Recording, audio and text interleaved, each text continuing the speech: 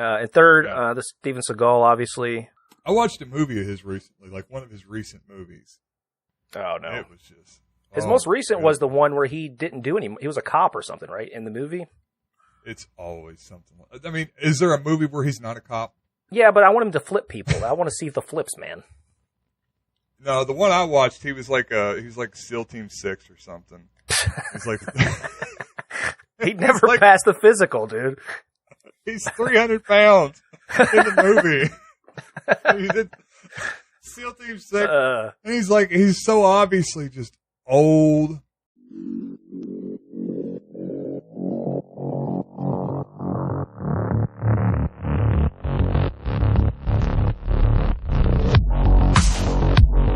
I guess they're just not so smart.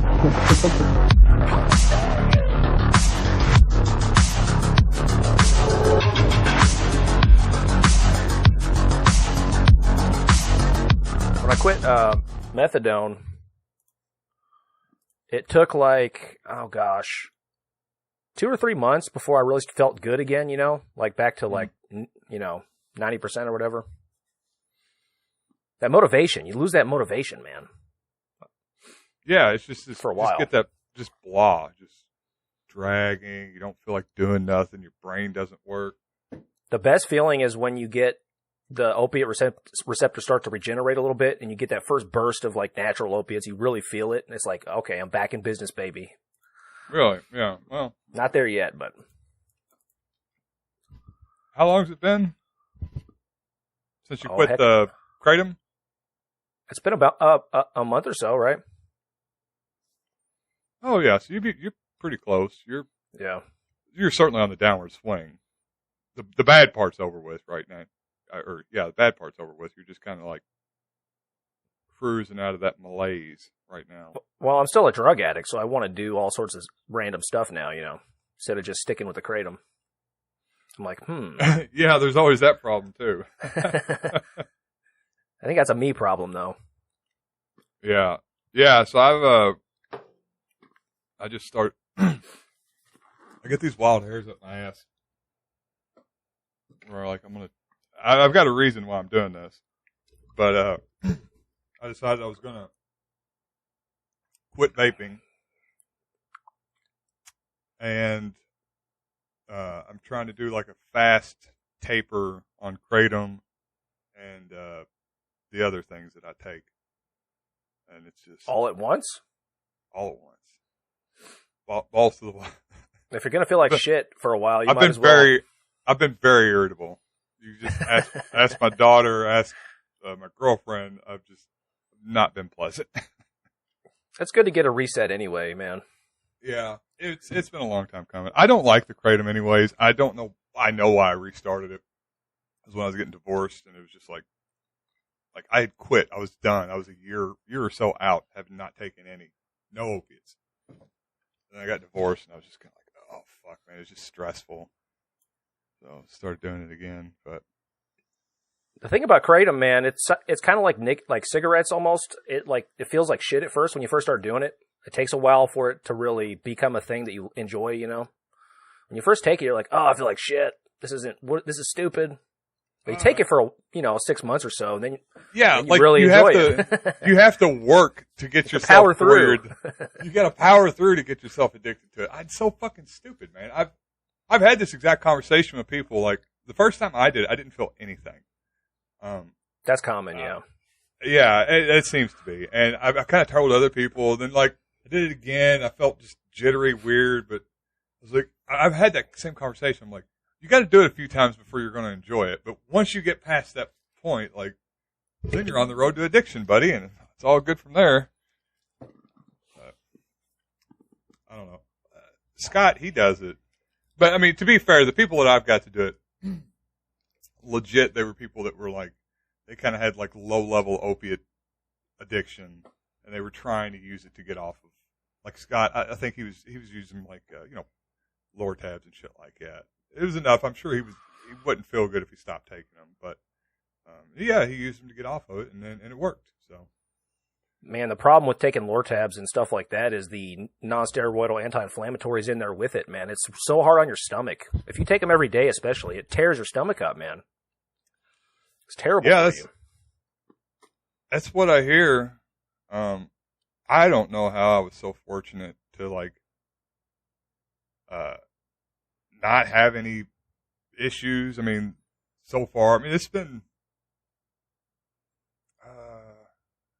it's fucking closing in on 10 years since I've, really abused like pills. Yeah, and I mean, I get checkups and shit, and like my liver enzymes are always Never good. had like an ulcer or anything like that. That's what you got to watch out for, man. No, I went. I remember this one point in time that like really scared me. It was a couple months where I had access to fives that were really, really cheap, and I Cold could just water buy, extraction. Yeah, I was not doing that. I'm just like eating these, and of course, what is it? The tens had like, I guess depending on, they were like 625 milligrams of the acetaminophen, whereas the fives for every 5 milligrams, it's 500 for every 5 milligrams of hydrocodone, 500 milligrams of acetaminophen. It's just the proportions are way off. I don't know, easily taking 10,000 milligrams of acetaminophen a day for months. And I don't think that's good. No, it's, everything I've read says it's I think terrible, that's how people don't people kill themselves that way. I don't know. I'm sure some famous people have done that. Marilyn Monroe, maybe. I don't know. No, that's when people that are. I don't want to name any names. There's one person you and I both know that tried to do that in high school. Tried to overdose on acetaminophen, and they just got their stomach pumped and got called an idiot by everybody. Was this the same person who brought like a dead cat to school? The same. Was it really? Yeah, it was. Interesting. It kind of narrows it down though for folks who went to the school we went to, I guess. Yeah, wasn't many people bringing dead cats to school. I had the guitar out the other day. I was trying to. What was the song? Hey, now the fates are calling. I was like trying to remember the riff. Of course, it was on bass back then. Whatever happened to Dustin? I'd like to look him up. I bet he. Dusk? No, Dustin. Dust in the Wind. Oh, Dust in the Wind. Yeah.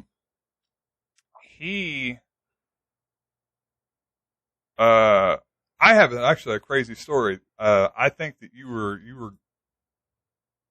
No, you weren't gone. It was a long time ago. I was living up in E-Town, and I got a hold of him and this other dude that I knew from high school. It was like, friends with him in high school. And Dustin, I think at the time, he'd smoked weed like twice. And he was kind of interested in drugs. This other dude, I think the strongest thing he'd ever taken was like an Advil. He was interested, wanted to try stuff. And I'm 19. You remember me back then. I was a fucking nightmare to be around as far as like pushing other people to get insanely fucked up and like trying to trick people into getting way more fucked up than they should. Like, yeah, drink this whiskey. Just horrible stuff. You were really something. Oh, I don't know why anybody still talks to me. But I extracted an insane amount of dextromethorphan. It was probably about 5 grams altogether. And we all go up to this apartment up in Louisville and split it up. I kind of took the lion's share. I think one of them got like 2,000 milligrams. The other one got like 1,500 milligrams. Oh my God! Roughly, this was my reckoning from back then. So math might have been a little. It was a very, very large dose. I took a very, very large dose, and that's too much. That was the last time I ever talked to him. I kind of come through after about 10 hours, and me and the other dude and Dustin was crying in a corner, like just inconsolable, and I was still out of my mind, and we just like left him there, this apartment. Oh man, I wonder what happened to him. He actually had some like talent, Yeah, no, he actually. So I did see. I didn't talk to him, but I'd heard kind of through the grapevine he had applied for disability because he, honest to God, was crazy. And I guess he got it, and I'd seen him a couple times afterwards. where he lived at, there was a gas station like right up the road, and I seen him at that gas station. He'd blown up to like 300 pounds, was wearing like dirty sweats, and like he just Oh God, what'd you do to him? It might have been. I might have broke him, but It was never the same. Damn, I don't know, man. Never play guitar again. I hope he's still playing. But yeah, he was just, he did not look like he was doing well. But I don't know. He'd had some mental health issues, so maybe. Yeah. His family situation was kind of fucked. Yes. You know, I follow Michael Malice, and I kind of got put in my place on this one, I think. All right. Michael Malice tweets, if Germany turns heel and joins Russia to conquer Europe, we can't say we didn't see it coming. And I thought this was really dumb. This doesn't even make sense historically. So here's one of his followers' response. Because I got trolled, apparently. Yeah. He got me again. He gets me once in a while. I thought I was 70% sure that this was a real tweet. But, if you look at some of his other takes here, it's pretty hard to tell sometimes. Here's a tweet by Michael Malice responding to somebody. Okay. It's the engineer's role. Oh, go ahead and read it. Yeah. So the original tweet, that is why the Supreme Court only gives opinions. Politicians and bureaucrats only respect those opinions if they fear repercussions from the people. The USA government gets away with so much because the people are the problem. Yeah, Michael Malice responded, this is like designing a sewage system and complaining that the wastewater is too dirty. It is the engineer's role to build a system based on reality, not their personal preferences or delusions. The Constitution is a utopian fantasy that has mainly worked due to American culture. So it's the last part that really seems really, really dumb to me. Like, along the same sort of... Yeah, I don't even really get what the point of that is. And he's saying the Constitution, even as it was written, was too utopian for him. It's only because of the American culture, whatever that means. The culture of the time, obviously, Yeah. You see what I mean? I don't. What's the utopian fantasy that we should? Like 10% of the government was elected by the people, so it was utopian somehow. And American culture in the frickin' 1700s. I mean, we're talking about slavery and shit, dude. Yeah, I mean, I don't know. The last sentence, it reads a lot more like vitriol than it does like good-natured trolling or, kind of ribbing people. It seems, just completely vitriolic. You see why I have trouble? I have trouble with Michael Malice's sure. escapades. I wonder if the whole thing is a troll. Do you think like Mencius Moldbug is just trolling with the whole... I don't think they are, dude. I hope so. Oh my gosh. Who? It's a thin line between like trolling and grifting, right? I guess. Yeah. Actually, Vosh was mentioning something about this recently, about how he talks with certain like alt-righters, neo-Nazis on the internet. And the way he was explaining it was there's a large group of these people that they don't even know if they're being serious or not. Like they'll say something, and then in one situation they'll say it was a joke, and the other they say they're being serious. And he says, like, I don't think they're really lying. I think that they honestly just don't know when they say these things if they're being serious about it or not. And then he was kind of relating it to like 4chan and that whole I don't know what you'd call it. Wretched hive of scum and villainy, maybe. I love 4chan, dude. Whenever people complain about censorship on like Facebook or whatever or YouTube, I'm like, go check out 4chan. That's your lack of censorship right there. That's what you get. Social media platform with no censorship. That's what you get. You get 4chan. This is what it devolves into, and it goes there very quick. And we have a model. We know what happens. It's a bunch of pedophilia and neo-Nazis. Yeah, it is, isn't it? Well, is it what are you gonna do? It was one of those right-wing Parler, which Parler was meant to be kind of the right-wing answer to Twitter or whatever, the right-wing social media. But I don't think it was intended to be just like a meeting place for like neo-Nazis and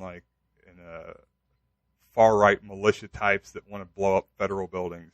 And apparently that's immediately what it become. People just using every single racial expletive, anti-Jewish conspiracies, and then, calls for violence.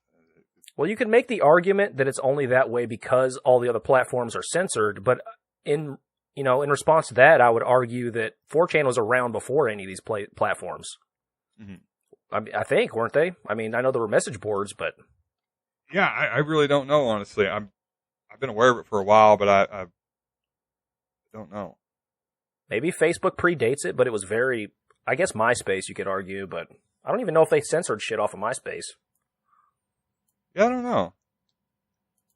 Yeah, but either way, I mean, I guess 4chan was just kind of like an outgrowth of... It was all the same people that were hanging out in these message boards from the early internet days. It's just kind of like the latest iteration of them.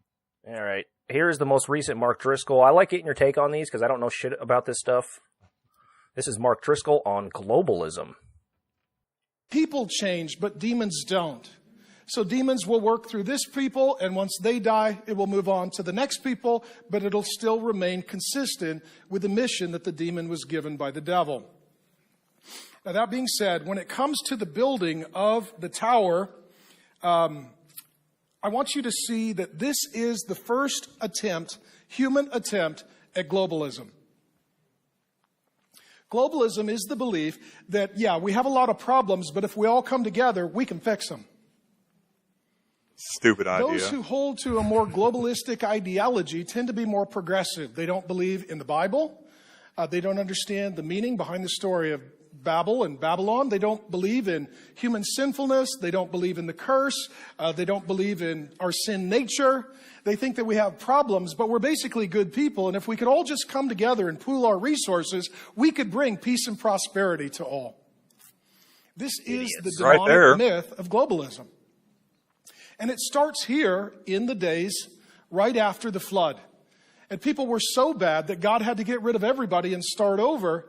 And these bad people don't know they're bad. They don't assume they're bad. They think they're good. And they want to align together to create a city and to build a tower so that they could literally create and construct heaven on earth without God. This is the first attempt at a fully secular, godless society. It still finds itself very prevalent today in progressive ideology. Well, if we could all just get together, if we could get along. And now in our day of social media platforms, international communications, this desire for world peace and to save the planet, younger people are brainwashed into thinking that if the whole world just got together, things would be better. The point is, if everything comes together, someone needs to rule over it. And if it's not Christ, it's going to be the Antichrist. And that's the whole point of globalism and a one-world government. Okay, so that's Mark Driscoll. His hot take on globalism. Yeah. Man, oh man. There's a lot he says in there. There's also a lot leading up to it, obviously. This is halfway through the video. He talks about the Tower of Babel, how all the different, like the children of one of the people in the Bible is where all humans came from. And only one of those bloodlines is the people of God. And the rest of them are all basically cursed or... Yeah, it's the children of Ham. By the way, let me just say, first of all, God created all these people just to kill them like multiple times. He killed them in the flood, and then he killed them at Babel as well. Like all of them? Well, no, so he did. So he creates all of mankind, and then he... the language and the amount of the mental gymnastics that religious apologists use to get through the language, the specific language that's used in the Bible. So it says that he regretted making the people because they were so evil. And when they're saying evil, what they mean is they weren't devoting their lives to serving and praising God all day. Doesn't necessarily mean that they were doing bad things, immoral things. They just weren't being good. If you believe, if there's objective morality besides just worshiping God. Yeah. Well, and that's the whole thing. I would say that there is an objective, or very close to objective morality. And I don't think that there's any morality in religion. It's just divine command, because it doesn't matter if it's moral or not. It just matters whether or not God tells you to. Anyways, so he floods the earth. The people were kind of worried about that guy that flooded everything, because people weren't sacrificing their bulls in the correct way. And so they're like, hey, man, like, let's get together, man, and we're going to build a big tower all the way to heaven so that we don't have to get flooded. Next time the flood comes, we'll just go up the tower and we'll just go to heaven. And, yeah, God got really mad about that, because they were trying to those globalists, those secular globalists, were trying to work together to solve all their problems, like being killed by an omnipotent dictator. And Heavenly Putin. Yeah. He also mentions that the people of God, like, travel back to the promised land or whatever, and, like, murder all the Canaanites. But he says it's okay because they're all children of Ham. They just genocide an entire race of people. Yeah, sure. I mean, that's just. What do you mean? You can't just. The Canaanites, the Amalekites. There's one other group where God tells them, to tear down their walls, burn their cities, do not leave one living among them. Happy is he who bashes. Oh my gosh, what's the quote? Happy is he that bashes the head of the child against a stone.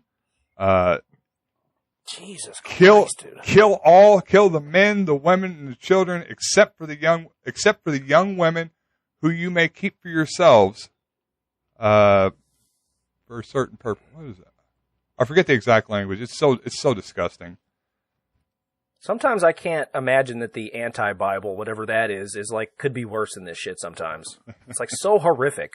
Like, you would have to try really hard to come up with something more immoral than the Bible. And the fact that the most evil thing about the Bible is that people are taught daily that it is the height of morality.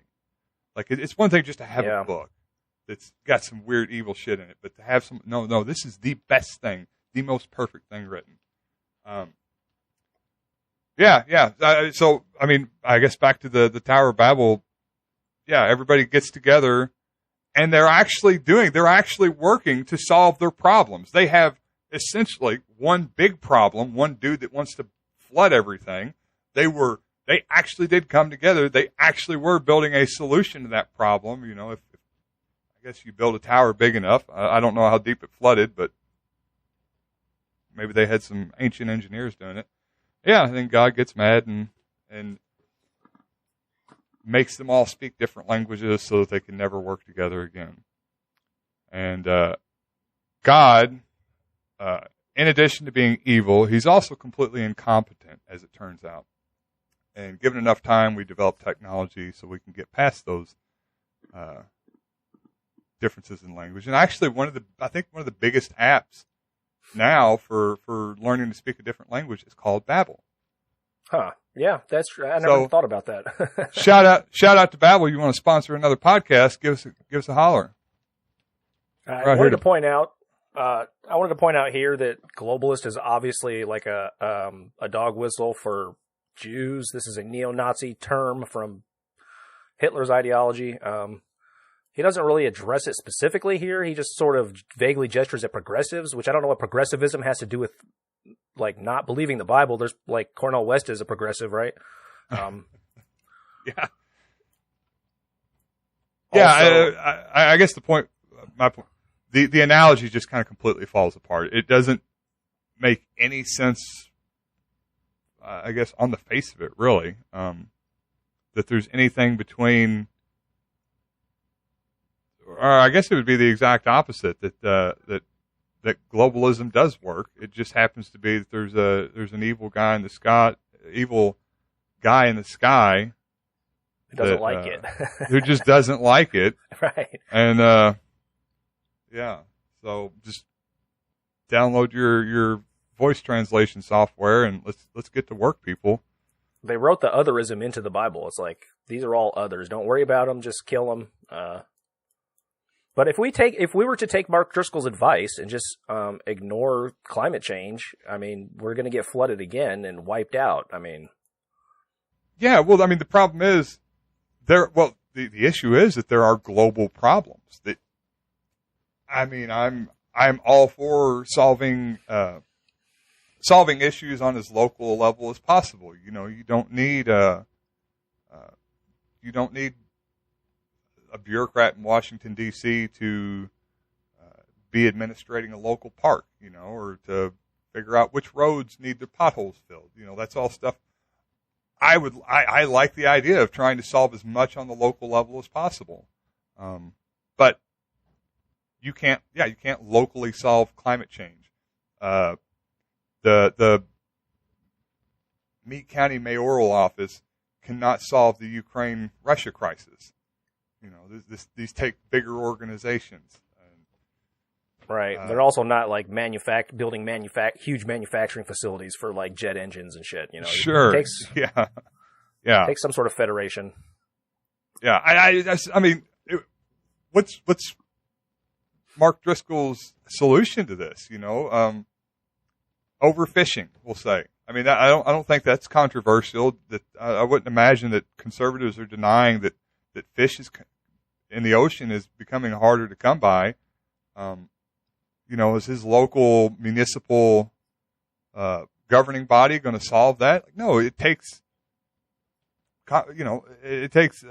cooperation between different countries. That's not what he means. That's not what he means by globalism. What he means by globalism is I think he's speaking out of both sides of his mouth. Working together. Okay, so I felt like he was kind of speaking out of both sides of his mouth and trying to equate the, I guess, kind of progressive, secular attempts to work on a global scale with these nefarious groups of globalists. That's really what if you watch this whole thing, he mostly is talking about like the children of God, the different, races, I don't know what you want to call them, but he has names for these breeds of humans that came from different people, I guess. I think that's what he's mostly talking about. He just kind of gestures at the like anti-progressivism stuff. Okay. So is he actually is he actually saying that the races of humans that are alive today are the descendants of these different biblical bloodlines? Yes. He says when Jesus comes back, it's going to be from one of the what does he call? I don't know what the name is. One of those bloodlines. So the storyline is this. God had Adam, Eve, and then they had two sons, Cain and Abel. Cain killed Abel. God brought along Seth to replace the murdered Abel.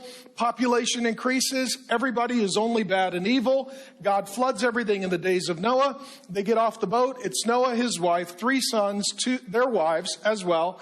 And here, everyone descends from them, and we get nations and languages, and that sets up the rest of the story. And the point is, every one of you comes from one of these three men. In addition, we see here that people carry forth generational patterns. I'll probably get into this a little bit more in ensuing weeks. But what we are finding here is, for example, the line of Canaan, pretty much they're all ungodly. They do horrible things. They worship demon gods. They set up high places, counterfeit religions. They sacrifice their own children to demon gods. One generation to the next is just bad to worse. Okay. It basically says when Jesus comes back, it's going to be the one that's the son of Abraham, or I don't know none of this shit, but yeah, okay. So the white people is what he means. Yeah, obviously. It's just weird for people to be so blatant and unmasked about it, you know, nowadays. Well, Alex Jones does this too with the term globalism, just throwing that around. You know, people know. I mean, that's a clear dog whistle. People know what that means. I don't think they do. I think some do. I think you catch on to it. I have been talking with someone quite a bit recently, and they are really worried about the globalists and the global elites, and I don't think they have any clue that that's what it's referring to. Well, the people who know what it means, though, that's a signal to them. Like, I'm speaking to you, right? Like the 4chan people and whatnot. Okay. Well, I would know, like, people I talk to, they are very worried about the globalists and the global elites, but they just think that it's like a shadowy cabal of Bilderbergs and Prince Charles and Jeff Bezos, I think. That's maybe the group that they're thinking. Soros, you mean? What's that? This George Soros, you mean? Oh, definitely Soros, too. Yeah, definitely Soros. Because he's a Nazi, haven't you heard? He worked he's actually a Jew. That's why they're after him. No. He was a Nazi. He worked with the George Soros? Yeah. Okay. All right, ladies and gentlemen, visit MetamaxPerformance.com for all your nootropic needs. We have pure nootropic compounds on sale for a limited time. Get the supplies while you can before they run out. The market is fluctuating right now, so please check out the website. Shire Hemp Farms, your number one source for Delta 8 and CBD products. We have amazing prices on the 1 milliliter Delta 8 vape carts right now. Lots of different flavors. Come check us out. Support small farms, support local businesses. ShireHempFarms.com. Bam, there you go. I'm just judging books by their covers. As one does. So this got me thinking, who do we need to cancel? Who are some people out there that haven't been canceled yet that should be canceled? And immediately the first thought that came to my mind is Jeff Dunham. I mean, what is this guy still doing uncanceled? What is going on? How does he get away with this shit? I mean, have you seen his work? I have. How you doing, Bubba J? I'm doing pretty good. Okay, that's all we need to see of that one. That's the Bubba J character. Very offensive to me personally as a Kentuckian. Mm-hmm. We're going to go through all these here, the major ones, real quick. This is maybe the most egregious one is Ahmed the Dead Terrorist. So, Ahmed, no, it's Ahmed. That's what I said. No, you said Ahmed. It's Ahmed. Silence! I kill you. Okay, that's enough of that racist shit. On to the next one. To be fair, this come out right after we went to war with the terrorists that bombed us in Iraq. So what did the blacks do to us? I mean, how you doing, sweet daddy? No, it's not sweet daddy. It's sweet daddy. This is the worst, hands down. That's the worst one. I thought one was worse because I put it lower. I don't.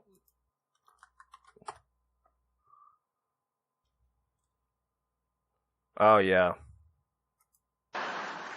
So what's your question? And be nice. Okay. You're a jalapeno. Si, senor. On the stick. Right. You're a Mexican jalapeno on the stick. Right. Are you a legal Mexican jalapeno on the stick? So it's okay to be like horribly racist if it's a puppet doing it? I mean, I don't know how I feel about this, man.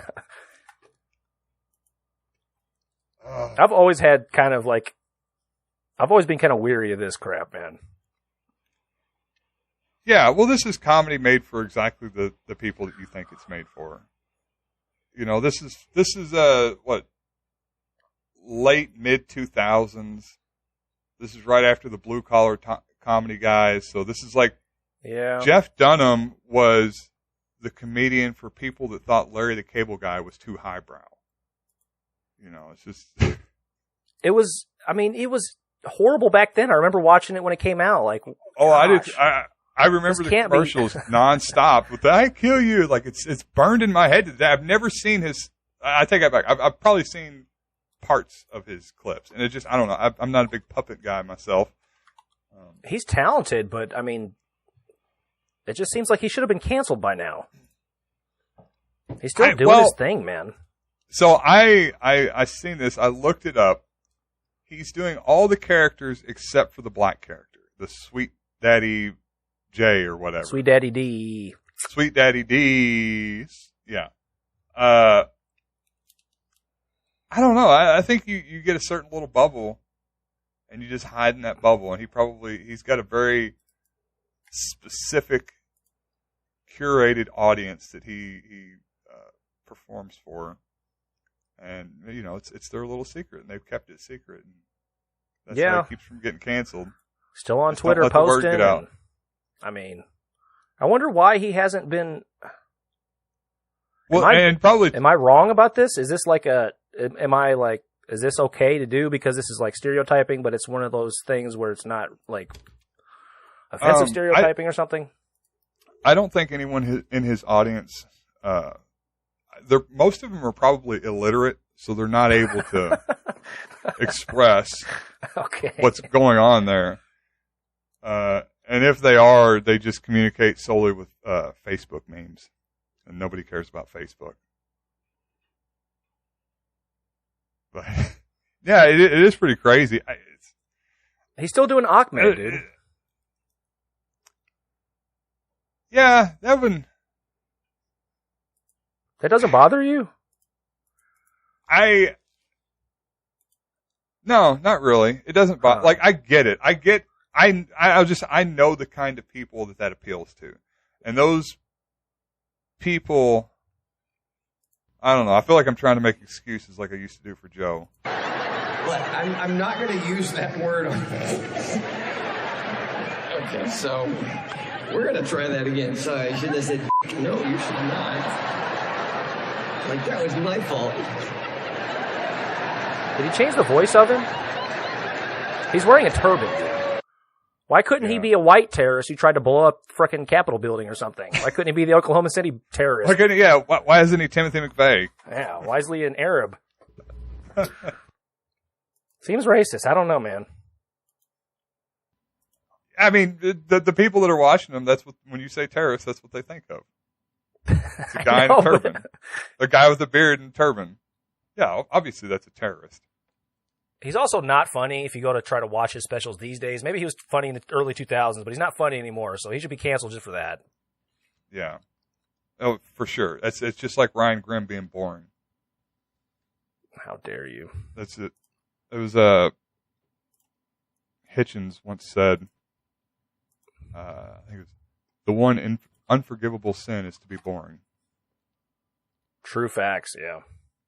So Russia stuff is getting canceled also, obviously. Once sanctions started, companies just started pulling out, even if they weren't sanctioned. Here's the most recent list. So BP, Exxon, Shell, Boeing, Daimler, Ford, Harley, Mercedes, Toyota, Volkswagen, Airbnb, Disney, Nike. This is the big one, obviously. Visa, MasterCard, and American Express all pulling out of Russian markets. Yeah, that's a hit. Yeah.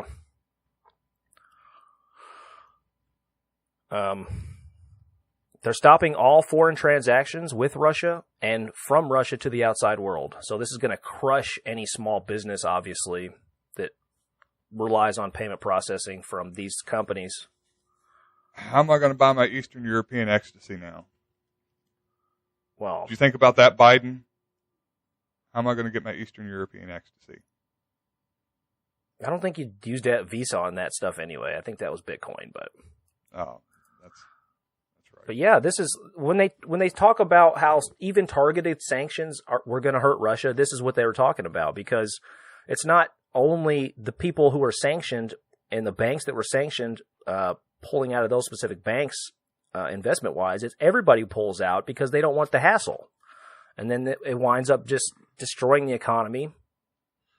People's money becomes worthless. I mean, like I said, it's going to crush small business over there. Imagine your payment processor just goes down the fucking toilet. What are you going to do? You have to pay cash for everything, and the cash is worthless. I mean, tough times to be a Russian. It's tough times to be a Russian. Kyle Kalinske was recently. I feel like he's been getting a bit of slack for it, so he keeps advocating for these. He's against things like this. He advocates for like very specific, super targeted sanctions that I guess he thinks you can only target the oligarchs and Putin himself.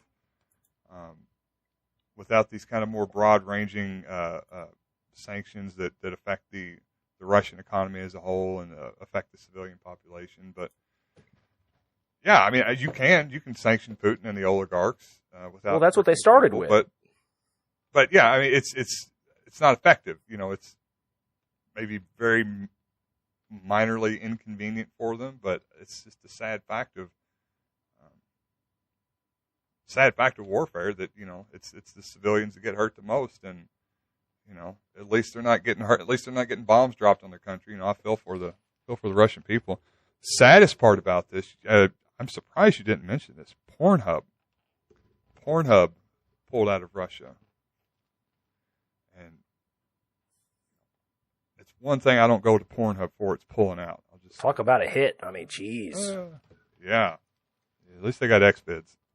What are the fucking incels going to go apeshit over there? Oh my goodness. Netflix, Apple pulled out. No Netflix. Man, talk.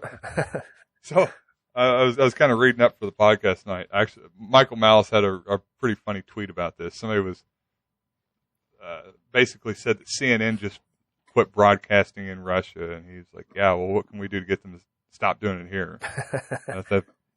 That's a pretty good one. True. He worded it better. I butchered it in the delivery, but they do some good reporting still. It's kind of like Fox News. Fox News still does some good reporting, but it's not, you know, that's not their main thrust, right? Like CNN is one of the few companies that has people on the ground in Ukraine. Yeah, for sure. For actual on the ground journalism, they're indispensable, really. I guess Facebook blocked RT across the board and Sputnik. Google RT's still up on YouTube, but you can't get the RT app, I guess, from the Google Play Store. Huh. TikTok banned RT and Sputnik as well, which is interesting. So there's currently a Twitter proposal going around. I guess people are trying to get Elon Musk to shut off all the Teslas that are in Russia. Now, I assume he'd be able to do that. He's kind of got unprecedented control, like the what's the word I'm looking for? Like basically owning a Tesla, you are constantly subject to the controls from Tesla headquarters, and I guess he would be able to shut any of them down. Just an update that shuts down the Tesla? Yeah, so this is why you can't buy second-hand Teslas or rebuilt Teslas without getting like you cannot get a Tesla that's been totaled and rebuild it yourself, because the software updates will just shut it down. Like, they won't allow it to run. Right. There's no right to repair laws protecting most states. Some states have them, but yeah. Now, I don't know if there'd be any legal ramifications if he did something like that in a country that was waging a offensive war. But I mean, what about the moral implications? Yeah, what about the moral implications? Russia, get your shit together. I mean, get out in the street. People have to drive to get their food and shit. oh, you lawyer that bought a Tesla. You already got 3 other cars anyways. Quit crying about it. Right. I mean, if you're dumb enough to buy a Tesla, you deserve it, right? Yeah. It's I'm not on the board. poor. Shut them down.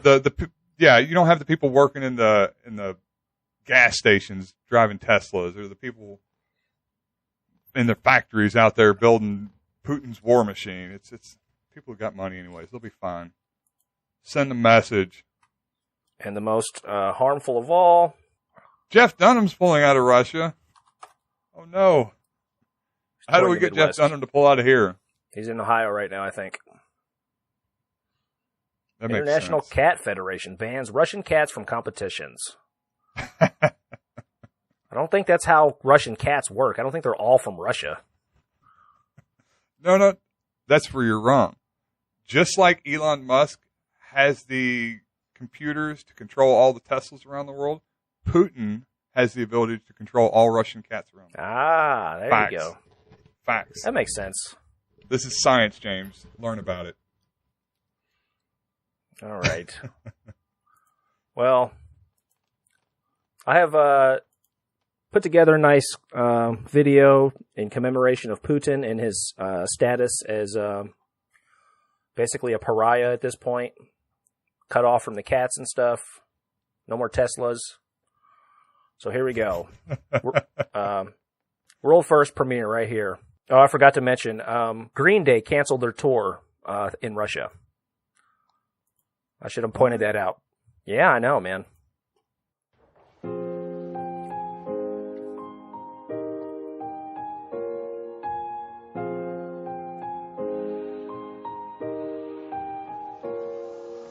I walk a lonely road, the only one that I have ever known. Don't know where it goes, but it's home to me, and I walk alone.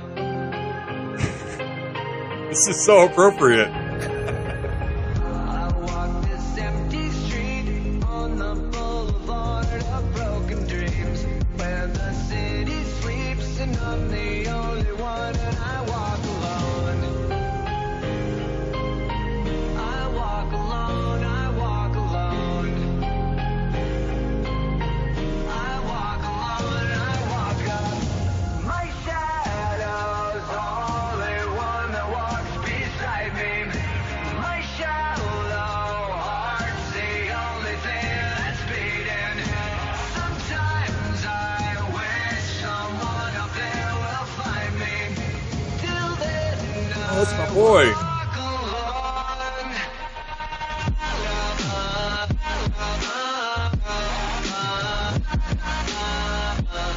Poor Putin. Poor guy.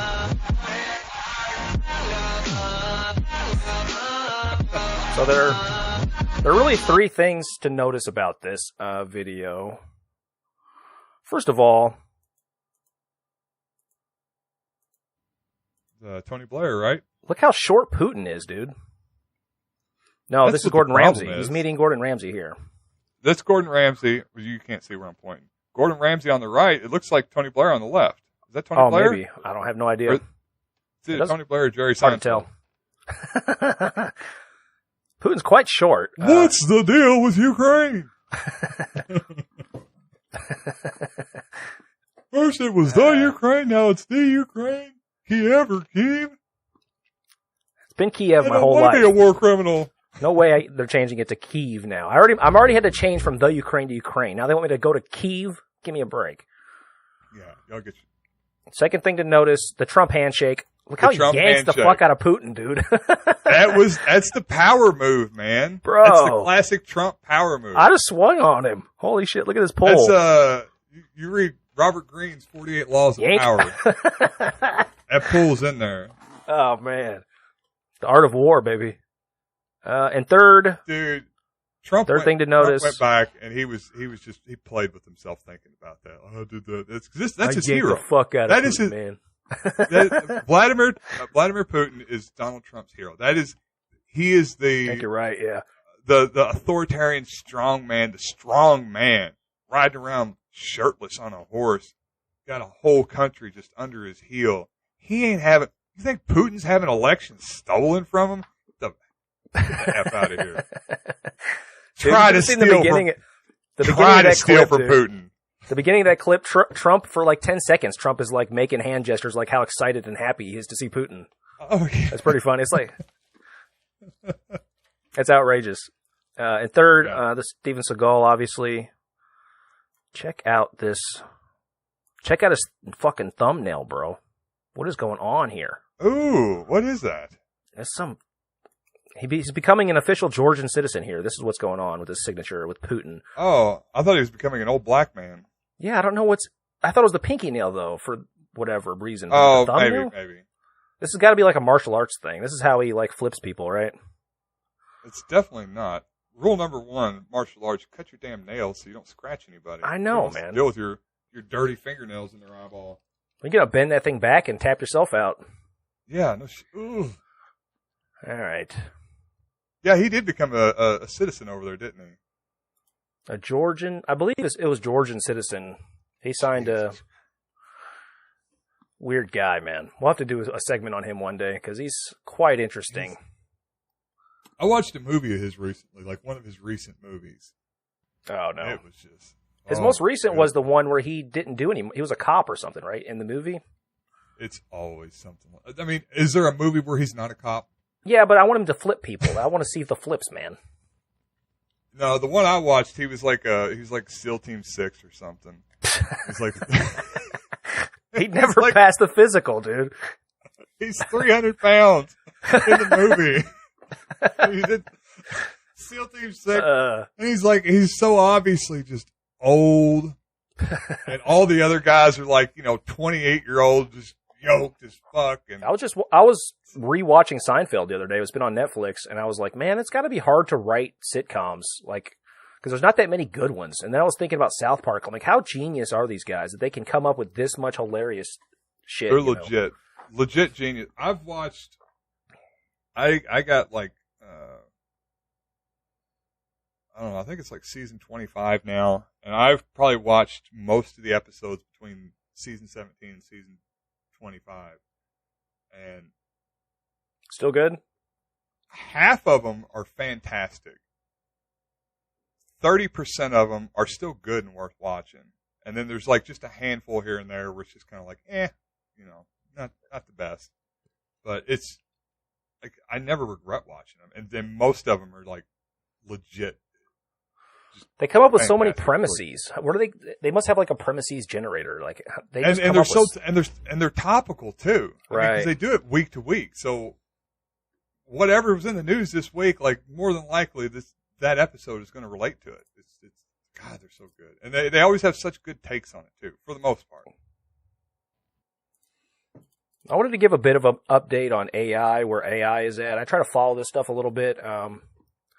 Google DeepMind just beat humans at chess a couple of years ago. Their AlphaZero project. The highest rated chess player in the world currently is Magnus Carlsen. He's like 2950. He's trying to push 3K, which is the highest rating of all time. Top rated in the world. But AlphaZero beats him by like 1,000 points. Like, the computers are so far advanced beyond the human intelligence at this point. With the machine learning they're using now, it's a slightly different architecture than traditional computer programming, but we were supposed to be there, we were supposed to be there 10 years ago as far as general AI, right? According to Sam Harris and and Elon Musk and all these guys. We're not there. Yeah. We're still not there, not even close. Susan Mitchell has these 4 fallacies she talks about with AI research and these sort of futurist guys. So first fallacy here, narrow AI and general AI are not on the same scale. So narrow AI is like the chess playing program. That's a narrow AI. The face recognition AI, that's a narrow AI. And Susan Mitchell claims, she's a researcher in this field, she claims that these are not on the same scale. Just because you developed a narrow AI, or what they call a weak AI, doesn't mean you're progressing anywhere on the spectrum towards a strong AI or a general intelligence. Number 2, easy things are hard to automate using AI. So hard things like playing chess they thought would be tough. What turned out to be fairly easy. It was one of the earlier things developed with the DeepMind project specifically. But the easy things are hard. So like driving a car, obviously, kind of hard to do, seems. I got a nice clip here of some Elon Musk fail footage. Not him personally, of course. It's the actual workers who do all the work.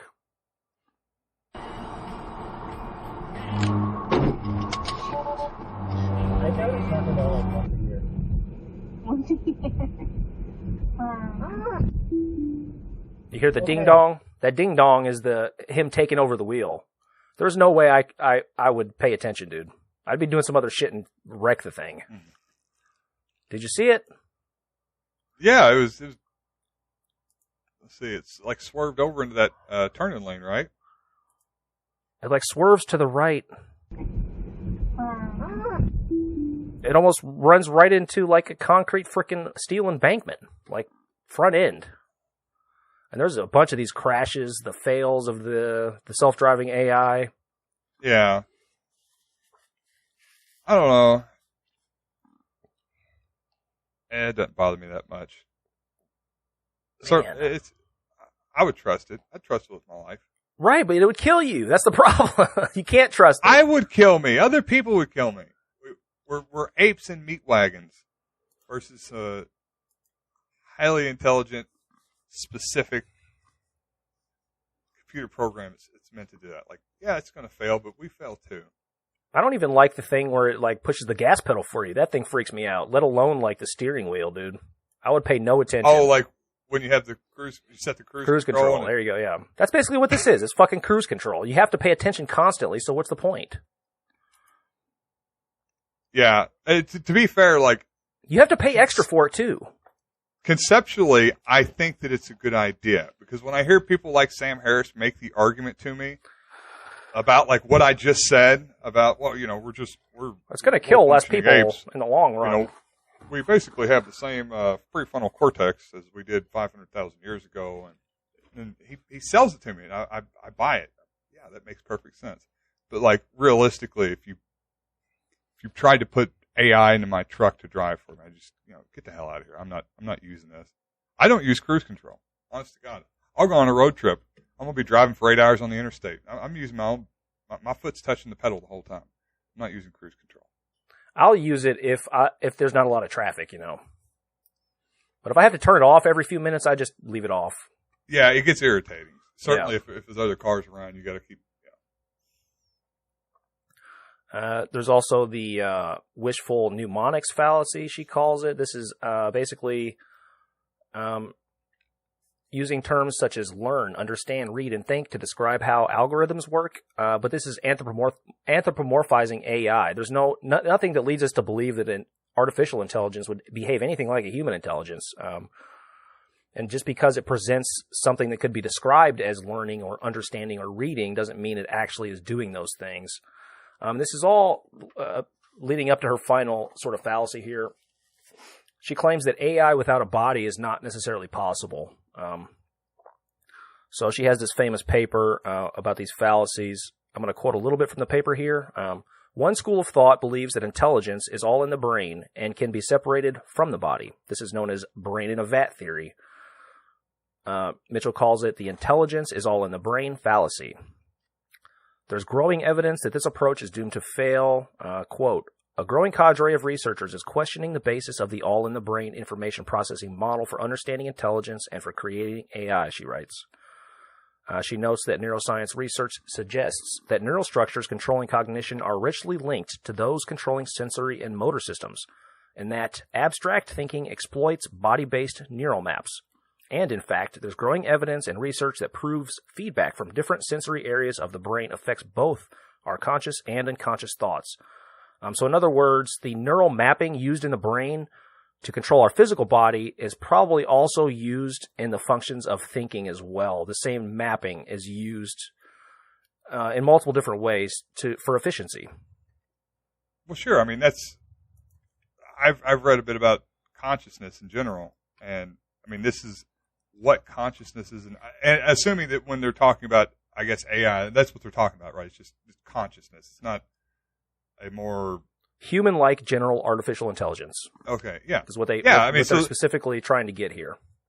I mean, consciousness, so far as we have it, or to the degree that I guess other mammals would have it, it is a function of our ability to move and to move around our environment and to get different sensory inputs in. So, it makes sense that they're kind of inextricably sure one another. There's no reason to be able to think about your environment if that if you can't move around it. There's no reason to think about, I don't know, what you want for dinner if you're not able to affect what you want to get for dinner. If you're not able to go get it, if you're not able to get the sensory input and see, I want the banana over the apple or over the armadillo that I'm going to eat. That makes sense. I hadn't really thought about that angle, but yeah. So, I'm doing a very poor job of explaining, how they would explain it. But, even in lower animals, to the extent that they have consciousness, a simple animal that can move around, their consciousness is a lot simpler, but it's basically what's the word I'm looking for? It's proportional to their ability to affect their environment, and I guess on a lower level, just their ability to move around and get different sensory inputs to, keep on living and propagate. But yeah, it would seem maybe there's a different kind of consciousness that could exist in a brain in a vat scenario. But the consciousness that's the kind of general consciousness that we humans have, it seems like it would be hard to do that without having a body. Yeah. Or at least the pathways for the body, But then it seems like at that point you would just be uploading a human intelligence and not developing a separate thing. And maybe it's not a distinction that's worth making, but it's a school of thought. There's basically 4 schools of thought on this. There's the brain in a vat. There's the building a brain from scratch and then trying to get it to become intelligent. And then there's the building a body and a mind all together. This sort of idea, or at least some simulacrum of that. And there's one other one. This stuff is pretty dense. I didn't get that deep into it. I was trying to stay up to the latest cutting edge technology. But I don't know if you've ever heard about the memory palace stuff, but this sort of reminded me of the memory palace, where you're using physical location that may or may not exist. It's all in your mind, but you're using that sort of thinking pattern to help memorize things. This is how they do in these like memory competitions. I'm sure you've seen some of this stuff, but it's super fascinating, man. Yeah, they. Have you watched the BBC Sherlock series? No. Okay, yeah, they had a great episode about this guy that has uses the memory palace technique. It's a really good show, by the way. So I wanted to see how much that Yinja could memorize. So I sent her a copy of my book, Jump. So in this jar, I have random page numbers. So what I'm going to do is pull out a page number, and we're going to go to see if Yinja can tell us what it says on the page. She's memorized the entire book. We'll see. Are we going to see the confused Steve Harvey face? So we got page numbers on here. I'm going to pull out I don't know. a page, and we'll pull it out. We'll see. No, that's too easy. It was page number 2, and it starts with, ain't no lesson like a bot lesson. All right, the first page is ain't no lesson like a bot lesson. And then the second page is empty. That's what I meant. Is that First page says, ain't no lesson like a bot lesson. The second page is empty. Not that impressive. Okay, Yeah, I would page remember that. 38. It starts mid-sentence. Information effectively by using humor. Are you gifted with numbers? Now, the way they do this is with memory palace. They all do use the memory palace, or a lot of them. I'm sure there's other methods. Like, for example, the people who memorize long digits of numbers, that they use the memory palace. So for people who don't know what this is, you basically like construct a environment in your mind, like you start building a house, and in the first room you'll have one item you need to remember over there, like the couch, and the couch will be like something you need to remember, like the number 7, and then you remember that things associated with that couch. Like if there's a 0 next, it's hard for me to explain, but yeah. Yeah.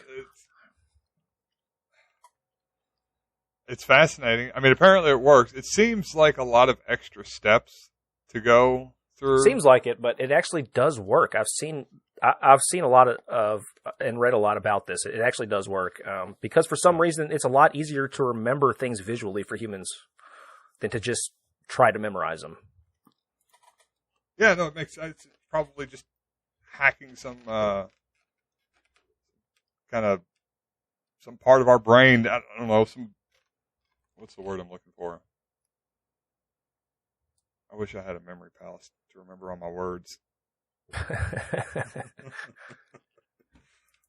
Well, a lot of the like mentalism magic, this is what they do to memorize shit. A lot of times they just cheat, but But yeah, I thought this was a good sort of example of what she's talking about here with the brain of vat maybe not even being a thing. Because we're not really getting much closer to general AI. We just have this sort of narrow AI, and really it's just machine learning programs that Google is working on. Facebook is working on the hardware to put these platforms onto. There's a bunch of people working on making these better and trying to figure out the philosophy behind it as well, and the math, obviously, to try and make something intelligent. I'm very skeptical whether or not it would actually be conscious. One of the theories is that you take a bunch of these. This is what Ben Gortzel, the guy with the hat, he's one of the leading people in the field, actually. He's a math PhD, I believe. But his basic, remember this guy? No. He built Singularity Net. This is a blockchain thing that he thinks is going to be the AI, because his idea was to create this blockchain between all of the narrow AI, and the larger structure built on this blockchain is going to be the general AI. And he's obviously, the connections between the two is going to be the difficult part. So, for example, we have AI that can determine things visually, right? Sort of. We have facial recognition. We have like Google image search. That's machine learning. We have that visual part, right? But we don't have some other parts that. And for example, we have speech bots, chat bots that are machine learning. This is artificial intelligence in a narrow sense. They can carry on a conversation with you like a real person can. So we have the visual recognition and we have the speech. And if we can combine those into a person, that's what we're trying to do. And Ben Goertzel's idea here is to connect these things via this blockchain he calls Singularity Net. He's been working on it, the architecture for it, for a while. He thinks he's got the right idea. Some other people disagree with him. There's a lot of different ideas in the field, obviously. But his basic idea is to take all these narrow AIs and connect them in some way. But that's the hard part, is connecting them. How do you translate? Basically, how do you create analogies? How do you convey the idea of an elephant visually to the chat bot who just does chat? They don't understand visual stuff, right? Yeah. So we're not really that close yet, in my opinion. But luckily, Sam Harris has figured this out. He's on it. Oh, he usually does.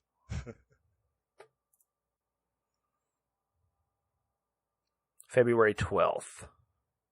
Breaks down the secret to life again. Yep. Owning people. This is the extreme case of stark unhappiness. But even in the best of times, right, even when things are going really well and everything experience is very smooth and we're getting what we want, and we our favorite treats are just an arm's length away, and we're filling our mouths with gumdrops or whatever it is, we're gratifying this thing at the center of our experience, and it can never be finally gratified because experience itself is impermanent. It's just you get to the thing you want, and you gorge yourself on it, and then. Not only want a new thing. You want a new thing. Then you need a drink of water because this lingering taste in your mouth of chocolate mousse or whatever it is too cloying and too much, and you got to wash that out so that you wouldn't want to stay in that state even if you could. And there's kind of this rolling dissatisfaction, even insatisfaction, that we all encounter, even in the best of times, right? Even when you literally can get anything, more or less anything you want. And yet we know at any moment it can be subverted by something terrible happening. At any moment you can suddenly feel like you might be having a heart attack, right? And then that becomes the thing that this sense of me in the middle of everything collapses upon, and it makes life. I mean, this again, this sense of being in this vulnerable center. Right, it makes life this kind of long emergency that can be pacified by, increasingly strenuous efforts to control experience. Right, we have to control this thing because At any moment, we're constantly. I mean, if you just look at any moment, we might die. Yeah, we're avoiding death. But even for those of us who don't think about death very often, I mean, and there are those people, we're constantly modifying our experience so as to avoid discomfort, whether it's social discomfort or physical discomfort, or just every correction in our body. I mean, if you just try to sit still for an hour, you'll notice that all of the micro adjustments in posture that you're now no longer making are made because you really don't have to wait long before you feel miserable. I mean, your body, the amount of pain you can get just sitting in the most comfortable chair you can find in your home and just resolving not to move is quite extraordinary. It's just, it's just, there's no position that's comfortable enough that it will be comfortable an hour from now. Of course, his solution is meditation. So you can find out more about this on the Sam Harris app. This is $30 a month for you nice people. This will solve the problem of constant discomfort that he's talking about here. But the reason I bring this up is because if meditation is a real thing, which I'm not sure it is, and you can change your perception to the point where you're no longer tied to your body, that's what he's kind of talking about here, right? He's saying that you can separate your conscious mind from your actual body through meditation. Then this would lend credence to the brain in a vat theory, is my argument here. I'm not sure that that's what he's saying. I think my understanding of what he said is that you can, through meditation, you can get through,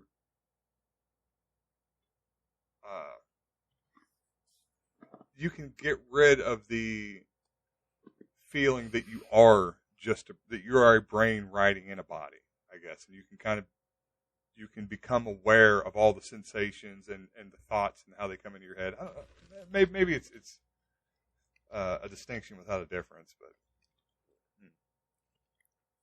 I don't know. It kind of felt like he was making the opposite argument to me. Like he was saying that through meditation, you can actually step outside of your body. Maybe I'm wrong. I don't know. I don't get the whole thing. He usually says that, like, through meditation, you can step outside the feeling of you are a passenger, that you are the author of your thoughts, and not that thoughts just come to you kind of unbidden. He's this I guess goes along with his beliefs that free will is an illusion, that you're not the author of your thoughts, you're not the author of your senses, that you're basically just this passenger that's comprised of that's just kind of riding along, and you're almost like a spectator to what the person that you are is doing. Interesting. I don't know. I've always found Sam Harris. He's always had some interesting takes on this stuff, but I don't like. To me, meditation feels almost like hypnosis or something. It's like some fringe type stuff that I never found any value in. But the people that do it seem to find, and maybe it's. I know there's a bunch of different schools of it, and I'm sure to do things correctly, you really need to be taught by somebody that knows how to do it. But I've meditated on and off throughout the years, and I've found a bit of I don't know if I'm not doing it now, have I found that much help from it? That's kind of what I was getting ready to talk up how well it helped me, and then I'm like, well, but I'm not even doing it now, so it must not help me that much. But seems unproductive. I don't know. Seems like a waste of time, but what do I know? I don't know. I think we all meditate in our own way, right? Yeah. To some extent. Yeah. Okay. Yeah, we certainly do. I guess it's just any time, but I don't know. I think he specifically talks about kind of disconnecting from the flurry of thoughts that are constantly bombarding you at all points in time, and just being able to recognize those as not getting distracted. Have you ever? I imagine that you're probably more like me. do you always like constantly have a conversation going on in your head? Not always, but the majority of the time, yes. The majority of the time. Okay. Do you like, do you have conversations with people before you talk to them? Like, I know I'm going to talk to you later. We're going to talk about AI. And sometimes, sure. I run through a conversation, like James is probably going to say this, and this is probably going to be my response. And I'm just constantly having this conversation in my head, and then it jumps to another thing, and then it jumps to another thing. Have you ever talked to somebody that has no conversations in their head? I didn't know this was a thing until recently. And I think I've heard of this. Yeah, they're called morons. No, no. So I used to go see a therapist, and I was talking with him about it. He kind of brought this up to me. He's like, "Yeah, you have these conversations in your head." And well, people think in different ways. I think they don't just think in words. They think in some people think in pictures or what have you. But no, so, and I was talking with his wife, and I don't think that she was putting this up as being a good thing. But she's like, yeah. She's like, no, when you're talking, like, there's nothing else going on. Like, I'm just listening to you talk. Whereas, like, when you're talking, I'm listening to you halfway, and I'm also, like, I've got 1,000 different things popping off in my head and I feel like with Sam, a lot of the goals of the meditation he's talking about is trying to get control of all that stuff that's popping off in your head and focusing your attention.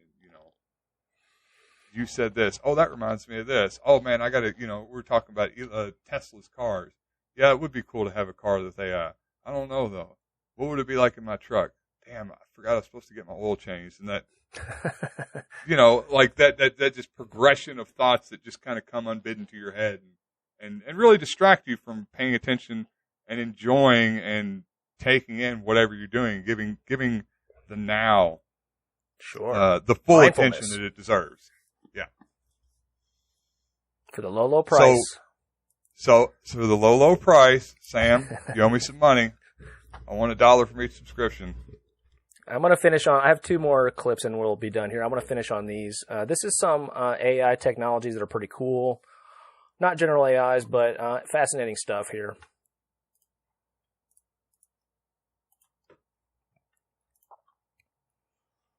Here is using AI on old photographs to create lifelike moving images.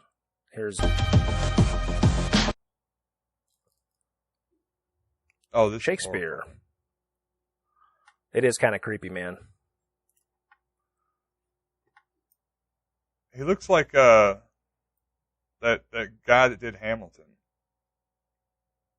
Like pretty an older cool, version. man. Manuel Miranda. Yeah. Now, if they add the chatbot to this is pretty cool, man. You could talk to people from the past. I mean, give him Gilbert Gottfried's voice. No, Shakespeare. There was one other, Napoleon. Pretty good. See, that looks like Dust in the Wind a little bit there. A little bit. Napoleon. Jesus. Why not? What's all the fuss about? Let's find out. Get a little sacrilegious. Look at those searing eyes. I don't know. This doesn't really have much resemblance to the original, but this is based on the Shroud of Turin, I believe. This is the most realistic depiction based on the Shroud of Turin. And there's some other ones that were cool here. What's this one? They can do this with video. Takes a while, but this is super cool. I love this, man. I'm starting the camera. Upscaling the moon landing. It looks so cool, man. They add frames and then they upscale the video quality. Really? Does this road look okay? Roger, that's a good site. Man. This isn't the most impressive one because it's like really old. And the quality wasn't as good on this one. I don't know why. This one was sick though. This is the rover, the moon car. Jerry Seinfeld. They're gonna go. This is the most manly activity. You go to the moon and you drive a car. Oh, drive around. So they probably, well, realistically, they probably just got this footage from Stanley Kubrick, right? Like it was. It just looks like locked it's in on a a film vault. stage. Yeah. Yeah. Look. it Where's was all the just locked in stars, a Tony? vault. Where's the stars?